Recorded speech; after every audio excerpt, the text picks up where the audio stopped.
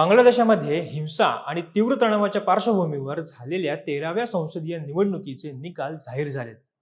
कट्टरपंथी प्रवृत्तीसाठी ओळखले जाणारे तारिक रहमान यांच्या नेतृत्वाखालील बांगलादेश नॅशनलिस्ट पार्टी अर्थात बीएनपीने ऐतिहासिक विजयाचा दावा केलाय.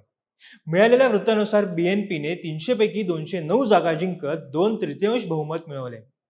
17 वर्षांच्या निर्वसनानंतर बांगलादेशात परतलेले तारिक रहमान आता या देशाचे नवे पंतप्रधान होणार आहेत. या विजयाबद्दल भारताचे पंतप्रधान नरेंद्र मोदी यांनी त्यांचे अभिनंदन केले असले तरी कूटनीतिक वर्तुळात सुरक्षेबाबत चिंता व्यक्त केली जाते. ही निवडणूक 2024 मधील विद्यार्थी आंदोलन आणि माजी पंतप्रधान शेख हसीना यांच्या सत्तांतरानंतरची पहिली मोठी राजकीय परीक्षा होती. अंतरिम सरकारचे सल्लागार मोहम्मद युनुस यांच्या देखरेखीखालील या निवडणुका घेण्यात आल्या होत्या. या दरम्यान जे व्हिडिओ आले ते बघाच. त्यावर तुमचं मत काय लगेच कमेंट करा.